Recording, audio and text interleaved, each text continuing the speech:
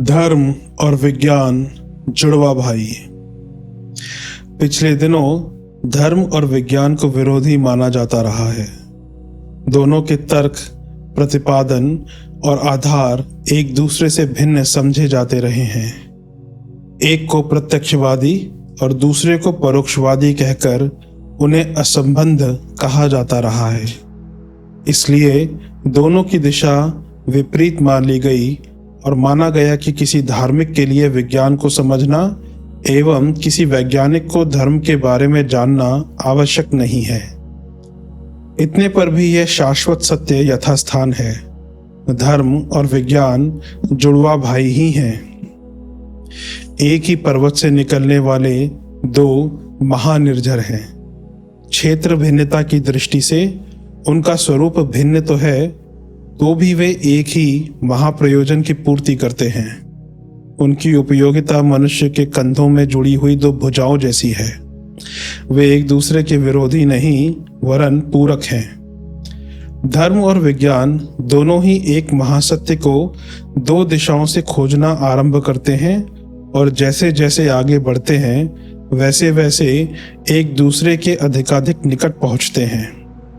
विज्ञान जड़ जगत की संरचना और क्रिया पद्धति का स्वरूप निर्धारण करता है और यह बताता है कि उसका अधिकाधिक उपयोग किस प्रकार किया जा सकता है।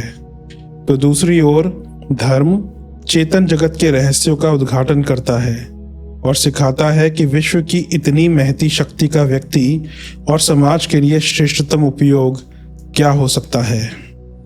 जड़ और चेतन के उभयपक्षीय रहस्यों का उद्घाटन एवं उपयोग सीखने के लिए हमें धर्म और विज्ञान का समानांतर उपयोग करते हुए आगे बढ़ना होगा।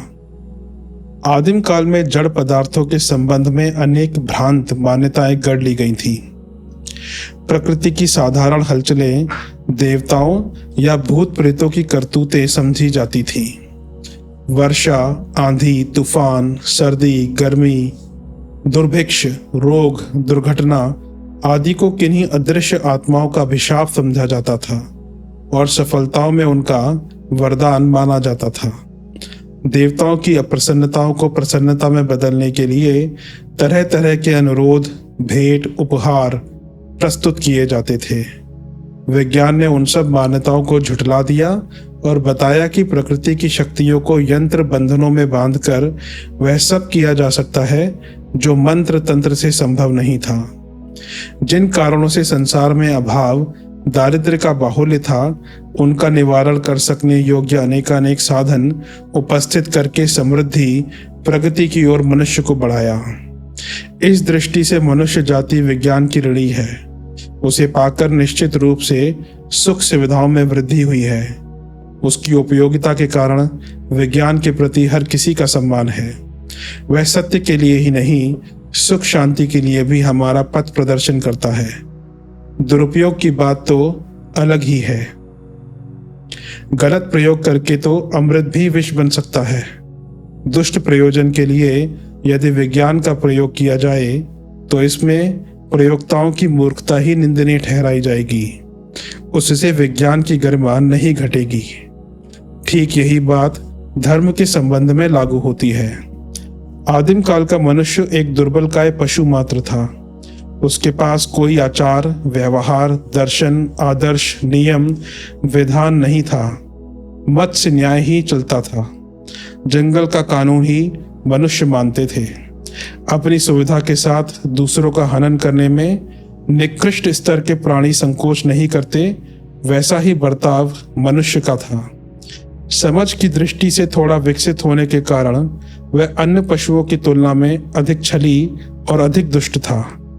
धर्म के उदय ने आचार, मर्यादा और कर्तव्य की जंजीरों में उन आदिमकालीन क्रूरताओं को जकड़ा और सभ्यता का सृजन करके मनुष्य को शालीनता एवं सामाजिकता का पाठ पढ़ाया। यह अत्यधिक महत्वपूर्ण उपलब्धि है जिसे धरती की समस्त संपदा से भी बड़ी चढ़ी माना जा सकता है। धर्म ने क्रमशः पशुता की, असुरता की परतों को उखाड़ा है और मनुष्य को उस स्तर तक पहुंचाया है जिसमें वह बड़ी चढ़ी संपत्ति के आधार पर ही नहीं, सुविकसित सभ्यता के आधार पर भी गर्व करने का गौरवान्वित होने का अधिकारी है। लोभ लाभ की आकांक्षा से अथवा द्वेष क्रोध भरी प्रतिहिंसा से प्रेरित होकर क्रूर कर्म कर बैठने पर बहुत कुछ बंधन धर्म ने लगाया है। उदार, दयालु, सहिष्णु, सरल एवं सहृदय बनने में भी धर्म का योगदान कम नहीं है।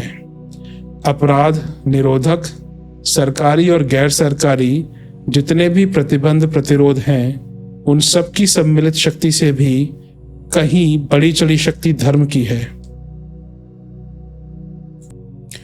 जो मनुष्यता की शालीनता को सजीव बनाए रखती है और जिसके आधार पर आनंद उल्लास के, स्नेह सौहार्द के, आदर्श उत्कर्ष के अभिनव उदाहरण प्रस्तुत होते हैं। वस्तुतः विकास का सर्वोत्तम आधार इन्हीं उपलब्धियों को माना जा सकता है। विज्ञान क्रमशः आगे बढ़ रहा है। धर्म भी अपने उस रूप में कहीं आगे बढ़ चला जिससे किसी समय बहुत आदर प्राप्त था, पर अब उसे अंधविश्वास का पोषक माना जाता है। विज्ञान के संबंध में भी यही बात है। पत्थरों को रगड़कर जब आग पैदा की गई थी, तब वह एक महती क्रांति थी। आग की उत्पत्ति ने उस समय मानव प्रगति में उतना ही बड़ा योगदान दिया था जितना कि इन दिनों बिजली द्वारा किया जा रहा है। आज की दृष्टि से पत्थर रगड़कर चिंगारी निकालने की कला एक विनोद मात्र है। ठीक इसी तरह धर्म संबंधी वे मान्यताएं जो अब दकियानूसी कही जा सकती हैं, कभी अपने समय में महती आवश्यकता पूरी कर रही थी। उन दिनों का पिछड़ापन उन परंपराओं ने ही हल्का किया था जिन्हें आज हम उपहासास्पद मानते हैं। विज्ञानी पॉल टिनिश का कथन है, विज्ञान और दर्शन तेजी से नजदीक दौड़ते चले आ रहे हैं और वह दिन दूर नहीं जब वे अपने बाहुपाश में एक दूसरे को कस लेंगे। विज्ञान प्रत्यक्ष है, वह यंत्रों प्रयोगशालाओं में प्रमाणित किया जा सकता है। धर्म अप्रत्यक्ष तो है पर अप्रमाणित नहीं।